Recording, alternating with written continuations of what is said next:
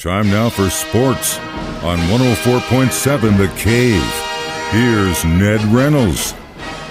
Ned Reynolds, Mike the intern in the studio, halfway point of the week, and we begin our conversation today with remembering probably one of baseball's biggest legends, Willie Mays, gone, and what an incredible player, what an incredible guy. Incredible doesn't get it. He was the best, and this is an inarguable statement, the best player I ever witnessed. And I saw him play several games with the New York Giants, a bunch of them with the San Francisco Giants. This happened to be chronology at the age I was at the time. My goodness sake, he was a trendsetter in baseball. This is a very sad day, incidentally.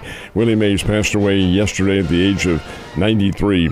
And how morbidly ironic this is, because there's a celebration going on in Birmingham, Alabama. As a matter of fact, tomorrow night, the St. Louis Cardinals play the San Francisco Giants at Rickwood Stadium, which is the oldest ballpark in America, and it's where the Birmingham Black Barons of the old Negro Leagues play their games, and where Willie Mays broke in as a minor league ball player and as a member of the Negro Leagues as well.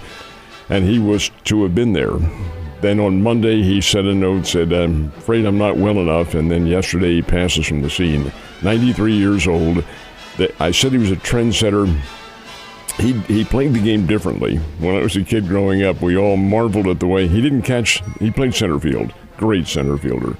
He didn't catch it in a routine style with his hand like that. He made the basket catch. He caught it down by his waist, and every one of the catches was that way. How could he do that? Well, it's the way he grew up. He had formed that particular pattern. It was easy for him to do, and it was routine for him to do. I remember fully well, I saw this one on TV as a kid.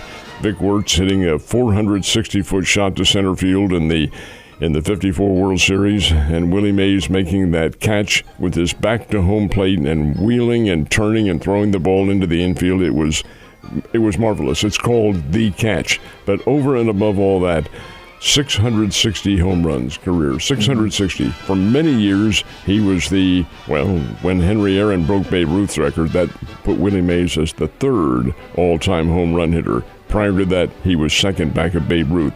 660 career home runs. Now there have been a number since then, including his godson, Barry Bonds, who is the all-time home run hitter at 762. Like it or not, he is.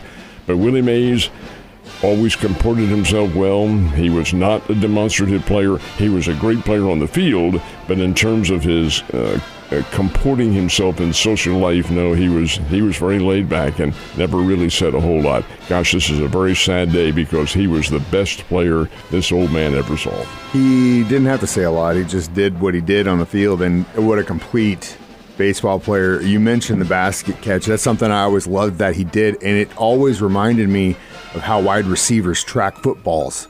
And he tracked baseballs the same way, and that's probably why he was so accurate and able to track it down so quickly. And they don't make him like that anymore, and it's great what he was able to bring to the sport, and that's all you can say about it. He broke in 1948, so he was one of the very first, if not the first, African-American player for the New York Giants. Now, he went back down to the minors after that, and then came back full-time in, I guess 49 or 50, somewhere there, probably 1950.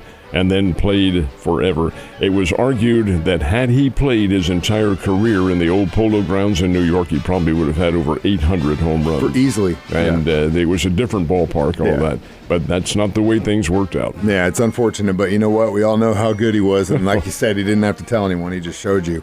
All right, so let's talk about the Stanley Cup. It looks like there may have been a shift in the fates, if you will, last night. The 8-1 win that the Edmonton Oilers had last weekend, I thought, well, okay, the Florida Panthers may have let down a little bit and not given their all.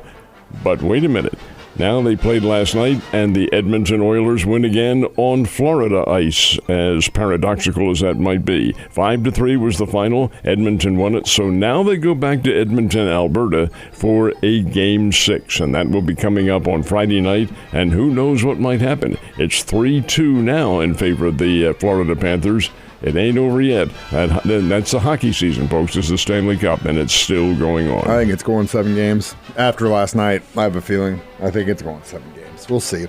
With the Paris Olympics coming up, I can't believe it's just a month away.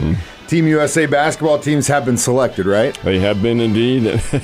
This is incredible. They really should be both gold medal winners. The men start practice here in the first week in July, and the men's team, come on, guys. LeBron James, Kevin Durant, Stephon Curry, Joel Embiid. A Philadelphia 76ers player from Kansas? He's not an American, is he? Oh, yes, he is. He's a USA citizen as of last year, and while he is from the Cameroon, he said, nope, I'm playing for USA. I can do it. Jason Tatum from Chaminade in St. Louis and the Boston Celtics. That just names a few. This is a big-time team. 16 Olympic gold medals and the last 4 straight. Now, the ladies' team is all WNBA all-star players, including, get this one, 42-year-old Diana Taurasi, the one-time Great All-America at Connecticut and longtime WNBA superstar. She's going to play in the Olympics, one of the oldest Olympians ever in basketball, and that says it all. They will be very strong basketball teams. So the St. Louis Cardinals and Royals both playing teams that they should have no problem beating.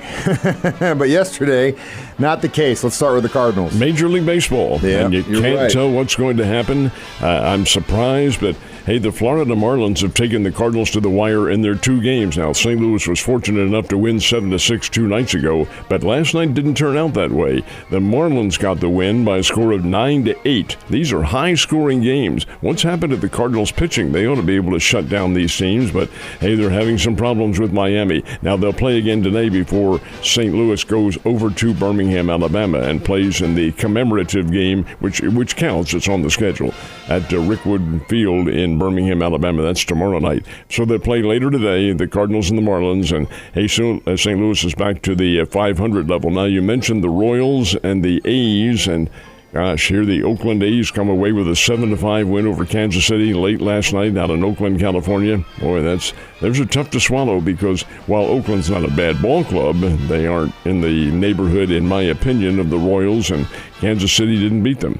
And here's the real gagger, the Springfield Cardinals. They're on the road playing in Corpus Christi, Texas, which, looking at the weather map here, is getting hammered by rain at the moment, but it was not last night. They were hammered by Corpus Christi instead of the rain. Corpus Christi beat the Cardinals 10-1, and that's the Springbirds' 8th straight loss. And it drops them to 2.5 games out of first place with 5 remaining in the first half. That's a heck of a road to try to overcome.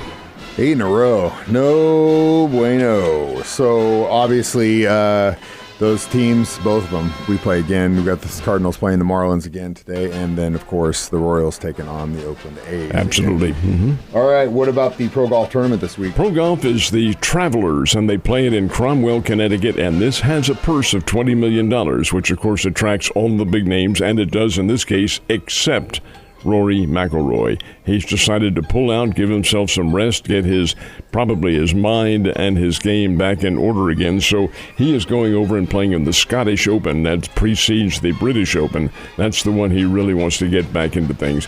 Here's Rory seeking that 5th major. He's had it in his sights for the last 2 years and been unable to overcome the vagaries of golf. Anyway, the Travelers at Cromwell, Connecticut, and that begins tomorrow. I wonder what those guys do to clear their mind. Don't think, I guess. Let me know how you pull that off. That'd probably be something for my mental stability. Either way, Ned, you have a great day. I'll see you tomorrow.